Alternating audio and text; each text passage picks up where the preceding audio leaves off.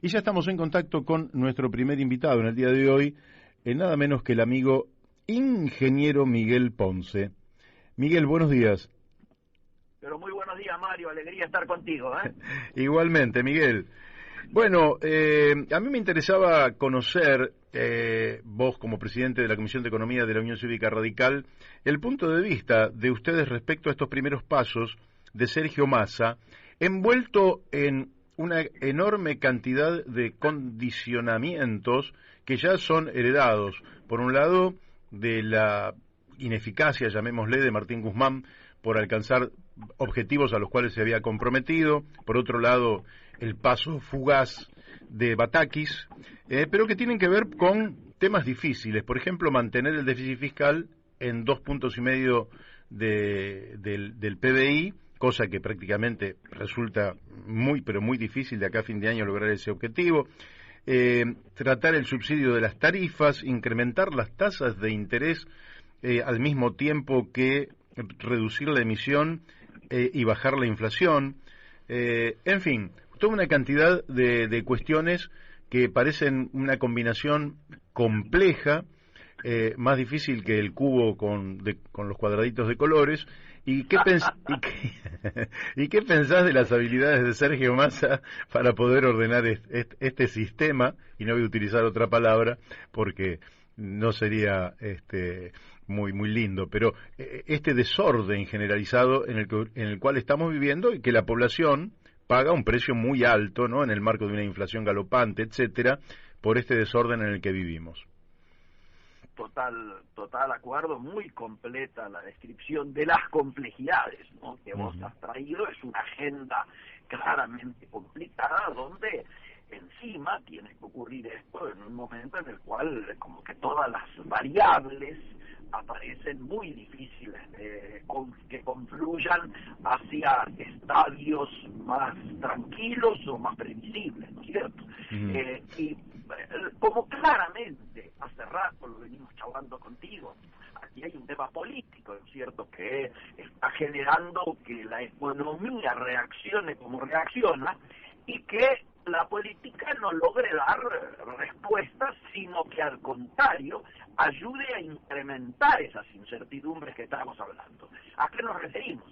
Y aquí claramente hay una situación en términos de poder a nivel gobierno, ¿no es cierto?, que empezó siendo a todos nosotros bipolar entre un presidente designado como candidato primero, pero luego votado por la gente, ¿no es cierto?, como Alberto Fernández, sí, y Cristina, que era la titular de la mayoritaria de las acciones de ese frente oficialista. Luego amagó con transformarse en tripartito ese poder, cuando justamente uno de los accionistas minoritarios, como era Massa, apareció siendo el tercero que se reunía para la toma de decisiones económicas, que generó en su momento el tema Batakis, ¿no es cierto? De allí pensamos que ese, diríamos, movimiento al alejarse Batakis y al asumir Massa directamente, pasaba nuevamente a una bipolaridad al desaparecer o finalizar la etapa de protagonismo de Alberto Fernández, y entonces esta nueva bipolaridad era Massa-Cristina. Pero claro, nos encontramos en este momento, particularmente el fin de semana, ahora comenzó a dilucidarse un poco más esta situación, en la cual volvíamos a una bipolaridad que podía transformarse, si no designa a el área de energía como él quería, y sobre todo al viceministro de Economía, cuyo nombre había trascendido, que era Gabriel Rubinstein. Si no logran dar estas señales, claramente se denunciaría que esa bipolaridad que pensábamos que se había consolidado, en realidad es una unipolaridad y un sinceramiento del poder absoluto por parte de Cristina Fernández. Yo creo que, por lo tanto, el hecho de que se haya producido en estos momentos, en las últimas horas de ayer trascendió, pero se consolidó esta mañana, en la designación de Flavia Rayón, ¿no es cierto?, es posiblemente la mejor designación hasta el momento. Repito, hasta el momento, porque mañana debería cerrarse, con el retorno de Gabriel Rubinstein, la definición de el viceministro, que en realidad sería el ministro de Economía, porque como quedó claro en la primera conferencia de prensa que dio Massa, la solvencia económica no es precisamente lo demostrado ante cada contrapregunta que hacía el periodismo, donde se notaba, ¿no es cierto?, que obviamente lo que todos sabíamos, que Massa no es economista, ni tiene por qué manejar los códigos de comunicación que un economista le resulta, diríamos, con otra familiaridad u otra comodidad, que esto quedó denunciado, ¿no es cierto?, en esa conferencia de prensa, ese faltante. Por lo tanto, es clave la designación de el viceministro, y digámoslo con todas las letras y con la confianza con la que siempre hablamos. Yo creo que la excusa de los tweets que se conocieron y que no casualmente algunos sectores vinculados a la economía, al Círculo Rojo, hicieron trascender de la historia de Rubinstein, me parece que no admiten, diríamos, un análisis muy profundo en términos políticos, porque si es vetado por esos tweets, uno se pregunta si podrían estar en el gobierno el propio Alberto Fernández o el mismo Sergio Massa, que por supuesto dijeron groserías 10 veces superiores a la que dijo Rubinstein en su momento. Sí. Entonces, me parece que esto lo que sí marca es, si no logra designarlo, esto que te decía recién, que el poder estaría claramente ahora sí bajo titularidad de la expresidenta, actual vicepresidenta. Entonces, vamos a qué ocurre con la economía. Él se encuentra claramente necesitando conseguir dólares, porque estamos en un momento en el cual, por primera vez que yo tenga memoria, tenemos dólares disponibles para las importaciones que necesita la economía real, que no llegan a una semana. Repito, las reservas actuales disponibles para importaciones no llegan a una semana del accionar de la economía real. Y esto ya se nota cuando me llaman todos los amigos de las cámaras de comercio exterior del interior del país y empresarios, pymes, sumamente preocupados, porque claramente están empezando a parar producciones, en algunos casos a suspender, en otros casos a adelantar vacaciones, porque claramente la falta de insumos es real. Esto al margen de que haya habido o no operaciones, ¿no es cierto?, muy cuestionables en términos del manejo del comercio exterior y de la pelea de los dólares oficiales por el MULC, ¿no es cierto?, el Mercado Único Libre de Cambios, que han sido denunciadas en los últimos días, particularmente a partir de que Michel se hace cargo de la aduana, ¿no es cierto? Entonces, este tipo de denuncias, triangulaciones, subfacturaciones, sobrefacturaciones, que se han conocido ahora, que no las voy a entrar a analizar en cuanto a su veracidad porque hay que probarlas, pero sí tienen que ver con una brecha que no se resuelve y que al notarse que faltan dólares genuinos para que pueda funcionar la economía real y que la brecha sigue siendo la que es, entonces obviamente todo este tipo de cosas denunciadas adquieren credibilidad y hasta te diría justificación, no justificación desde lo político ni siquiera desde lo legal, pero sí justificación desde que se están dando elementos e incentivos para que tanto importadores como exportadores se tiren en palomita peleándose por los dólares oficiales, sin duda. Claro. Yo recuerdo un economista, no diría amigo, pero sí conocido, Tomás Bulat, que decía que las reservas en el Banco Central son equivalentes a la nafta en un coche, de manera que cuando te quedas sin nafta, tengas el coche que tengas, te quedaste sin movimiento, se para la economía. Ahora, lo que vos estás diciendo, es una situación de emergencia cambiaria de naturaleza dramática, diría yo. Pero, claro, ¿Qué es lo que va a hacer para tener los dólares para que esto siga funcionando y no se produzca un parate fenomenal? Primer asunto, vamos a coincidir con algo que más de una vez lo he repetido contigo.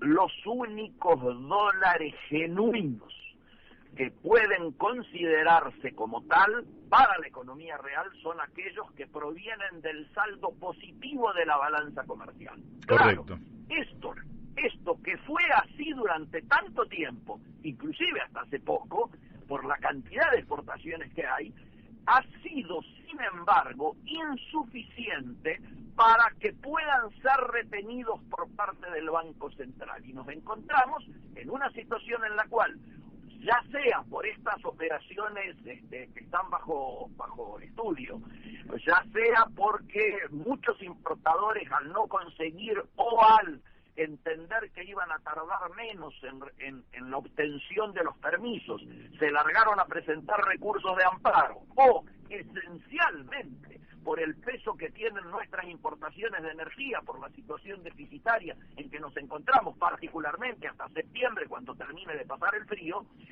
hacen de que esto que estamos hablando, la necesidad de contar con dólares genuinos, no se esté dando. Entonces, tenés dos alternativas, que es en las que se encuentra hoy como disyuntiva el nuevo ministro. Por un lado, salir a buscar financiamiento externo, hecho que parecería difícil, porque con el riesgo país como nos encontramos, con la particular situación en la cual estamos en niveles superiores de riesgo y del propio índice de riesgo país, ¿no es cierto?, conocido internacionalmente, que supera al de Ucrania o al de Rusia, que están en guerra, sí, hace de que sea sumamente difícil salir a buscar financiamiento externo. Si esto es así, te queda la búsqueda de financiamiento interno, pero claro, cuando han salido en las últimas veces a licitar, ¿no es cierto?, los bonos nacionales, las respuestas del mercado han ido siendo cada vez más débiles. Guzmán los tenía, yo diría, encantados con el tema del aumento de las LELIQs, hecho que ha generado una bola, ¿no es cierto?, que como vos sabés, significa una bomba que está ahí pendiente, y que algunos dicen va a explotar en este gobierno, otros dicen lo van a estirar en el plan de alargar la mecha hasta el próximo gobierno. Ahora, mi sensación, y esta semana vamos a tener novedades, es que finalmente van a optar por el aumento de las tasas. Entonces, el aumento de las tasas para intentar precisamente tratar de lograr conseguir los más pesos para poder comprar dólares, va a ser claramente que quien se vea más afectado es la economía real. ¿Qué quiero decir?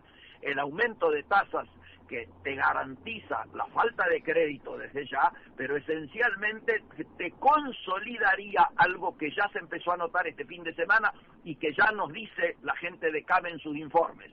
La baja de los niveles de consumo, que está indicando que aquello que te veníamos contando a ti cada vez que hablábamos, que nos acercábamos a una estanflación, sí, esto ya sería una realidad. Ahora,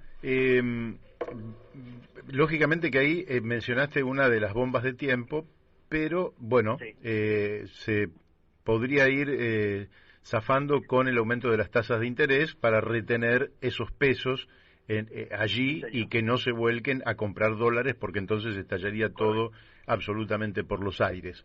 Luego, el otro problema que tiene el gobierno es que ante la evidencia de que tenía un producto barato, porque el gobierno, yo tengo la impresión de que el gobierno actúa tan equivocado como que cualquier comerciante sabe que si va a tener una enorme demanda sobre un producto escaso, ese precio tiende a aumentar.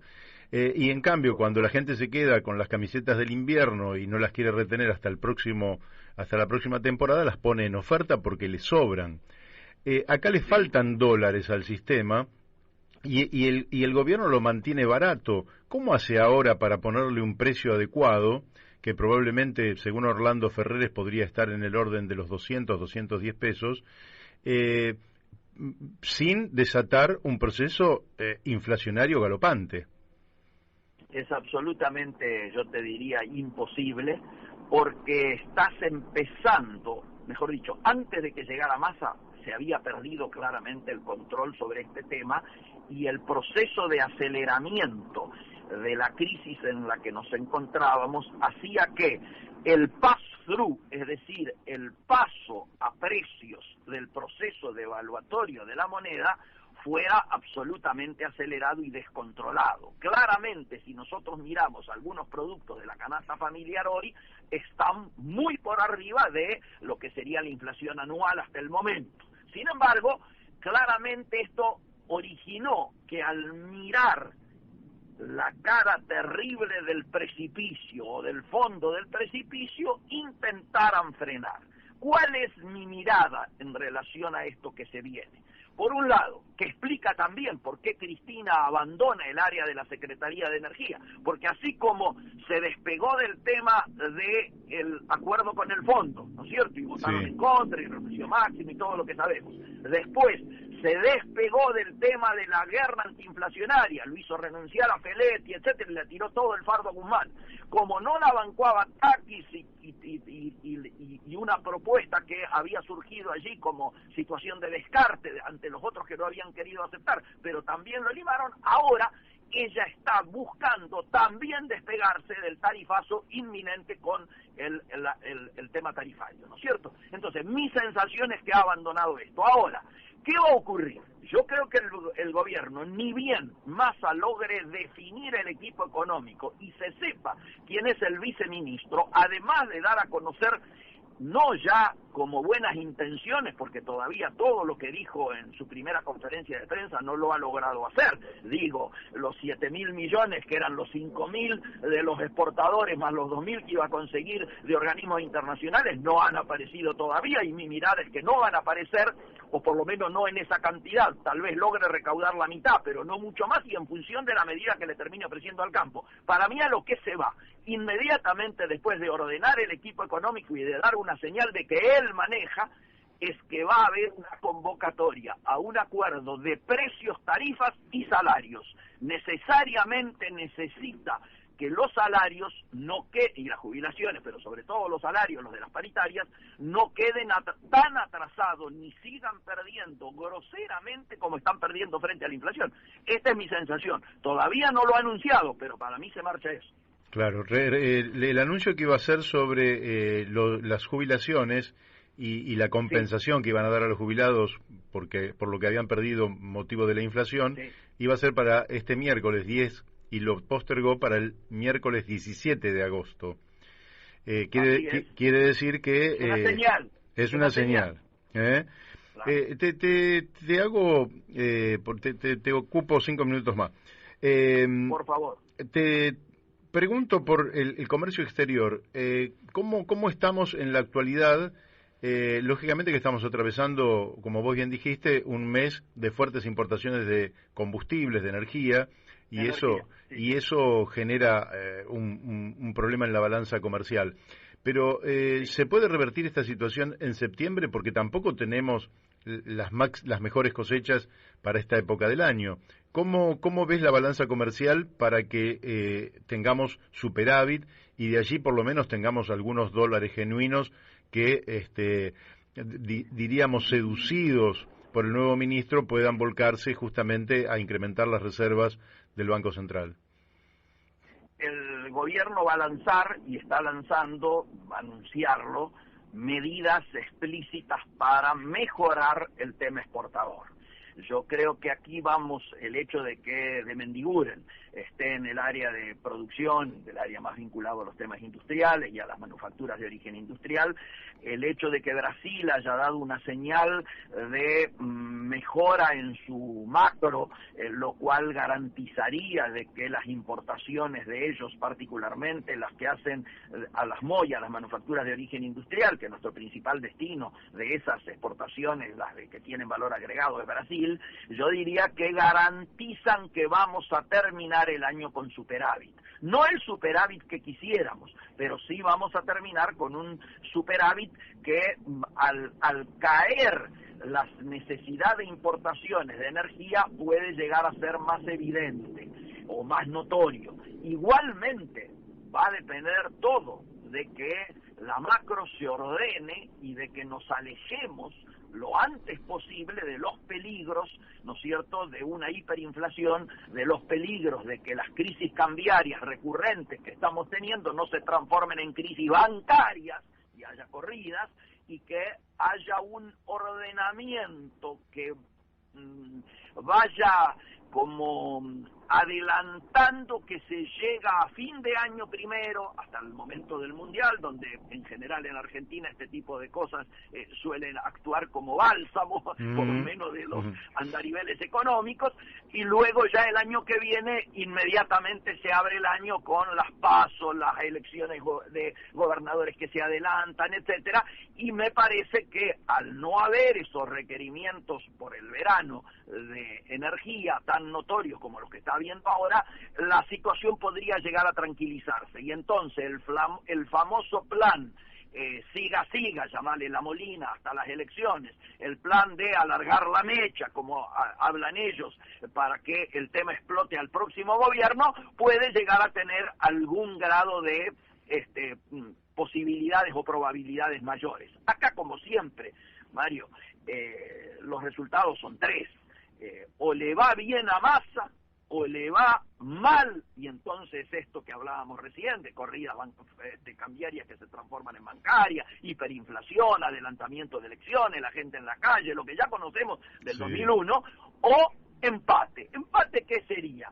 Y sería que seguimos en el entorno de la inflación cercana al 100%, que la demanda de dólares sigue ocurriendo como está, agregamos más cepos, es decir, una economía claramente que no logra enderezarse, y que le vaya bien en cambio sería que de pronto los índices inflacionarios empezaran a bajar, este acuerdo de precios, salarios y tarifas diera algún resultado más tranquilizador, aparecieran algunos mensajes como los que se pretende dar de que mejoramos nuestro vínculo con Estados Unidos y con el Fondo Monetario. El Fondo Monetario no nos va a joder, te va a dar el waiver cuando lo pidas, si es que lo pedís, no te va a mirar si realmente recomponés todas las reservas que te he pedido, o si has llegado en lugar de al 2.5 al 2.8 o al 3, no está en generar aparecer como el responsable de Argentina entrando en una situación caótica. Mi sensación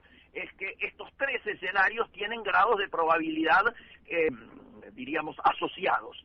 La primera incógnita que el gobierno y Massa tienen que esclarecer es si logran colocar a Rubinstein como jefe, diríamos, como viceministro, ¿no es cierto?, como jefe de la economía y de la macro. Si esto no es así, es una señal que puede rápidamente transformarse en una reacción de los mercados que te dirían no es deseada. Claro. De un oyente, ¿qué pasa con las tarifas? ¿Van a golpear, y esta sí es la última, van a golpear muy duros sobre los bolsillos de las familias, más que nada las populares, porque hay gente que efectivamente estaba pagando miseria y tienen ingresos suficientes para pagar sin ningún problema, pero para las populares, ¿van a tener un impacto muy fuerte el aumento de las tarifas? Te diría, este aumento de tarifas es mayor que el que proponía Guzmán y mayor que el que proponía Batakis. ¿Por qué? Porque además de plantearte el tema del subsidio, te dicen subsidio sí, pero si te excedes en los 400 kilowatts, pagas a valor de tarifa plana. Por lo tanto, muchos hogares que tienen 2, 3, 4 integrantes y que por supuesto hasta ahora estaban subsidiados, van a tener subsidios sobre lo que consuman menos de 400, pero lo que exceda de esas cifras de consumo lo van a tener que pagar al valor real de la tarifa. Por lo tanto, yo creo que aquí todos los hogares van a tener aumento de tarifas, en mayor o menor medida.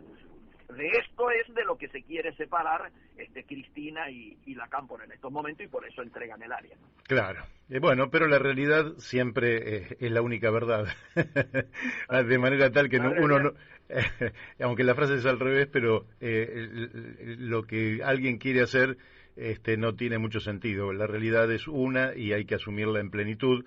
Y además Cristina tiene otras motivaciones que no vamos a hablar en este caso, por las cuales preocuparse. Y que también la están afectando políticamente. Total acuerdo. Lo más preocupante, Mario, es que me parece que todavía la dirigencia argentina, oficialista y opositora, no asume la gravedad de la crisis y por lo tanto no da los pasos necesarios que la sensatez, la prudencia y hasta te diría el patriotismo obligaría a que adoptaran. Acá obviamente no es el momento para plantear un acuerdo político, económico y social, visto ya el cronograma electoral como viene, pero sí es un momento en el cual 5, 6 o 7 medidas debieran ser acordadas desde una suerte de alianza de la sensatez para llegar de la mejor manera posible al 2023 y sobre todo para aferrarnos a la política de reducción de daños y que los sectores más necesitados, los sectores populares, los desposeídos, como siempre decimos, no sean los que sigan siendo los que más sufren. Excelente. Te mandamos un fuertísimo abrazo. Fuerte abrazo, Mario. Mi alegría estar con ustedes y con todos los oyentes tuyos que cada vez son más. Chao. Gracias, así es.